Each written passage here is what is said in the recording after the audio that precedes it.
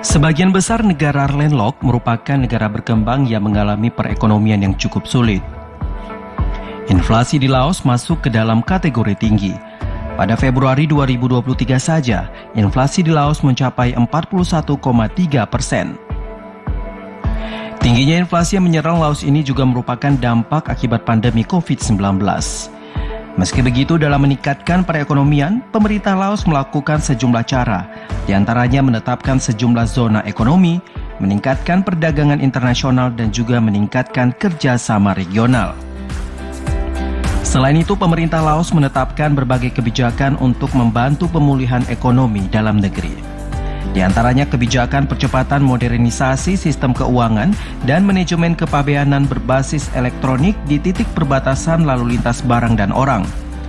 Tidak hanya itu, melalui Bank Sentral, Laos menetapkan kebijakan moneter dengan menyusun suku bunga dasar, membatasi perdagangan mata uang asing, dan menerbitkan obligasi sebesar 1 triliun KIP pada tahun 2023 dan 5 juta KIP pada tahun 2022.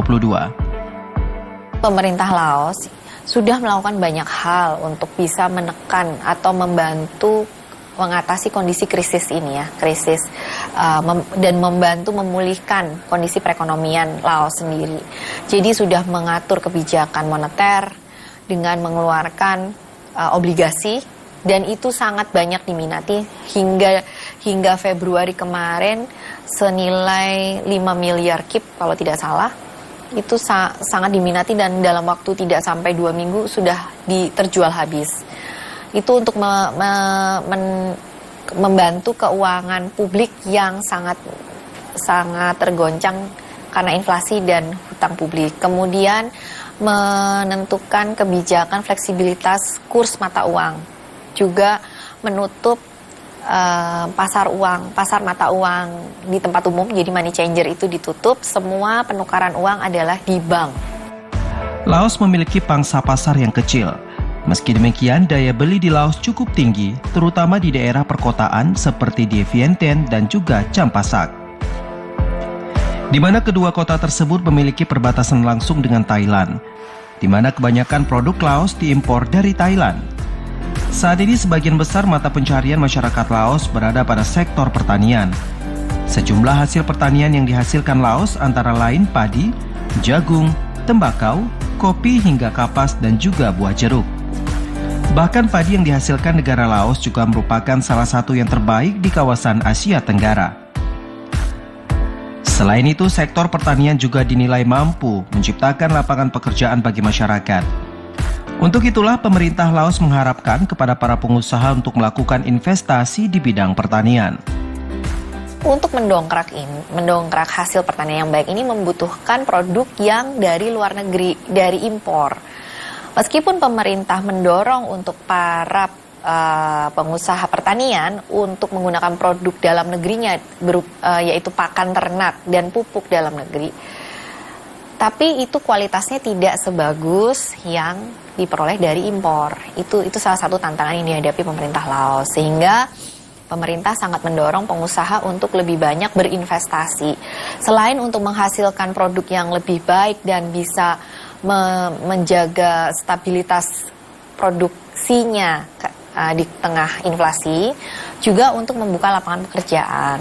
Karena sektor pertanian ini sektor yang dinilai cukup besar membuka kesempatan bekerja, lapangan pekerjaan bagi masyarakat Laos, baik itu di Provinsi Vientiane maupun di daerah-daerah lain, di provinsi lainnya.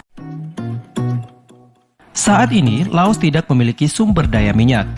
Hal inilah yang membuat Laos harus mengimpor minyak dari negara penghasil minyak. Tidak hanya minyak, bahkan sebagian produk rumah tangga dan juga makanan yang beredar di Laos merupakan hasil impor negara tetangga.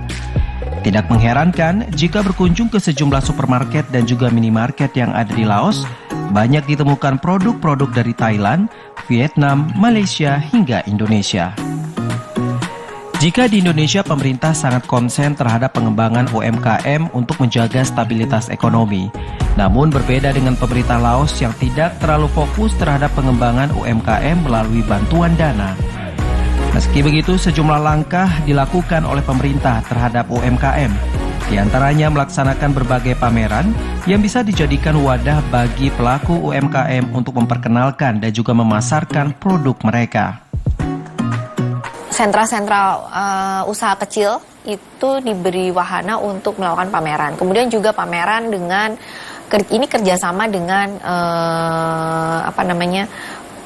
pemerintah provinsi. Jadi semua provinsi ataupun juga dengan asosiasi-asosiasi pengusaha yang sudah besar, jadi dipertemukan. Lalu juga ada pameran dengan negara-negara. Contohnya Italia yang paling baru ini melakukan pameran di sini untuk bisa mempertemukan produk mana nih, produk unggulan dari UMKM-nya Laos bertemu dengan pengusaha dari negara lain.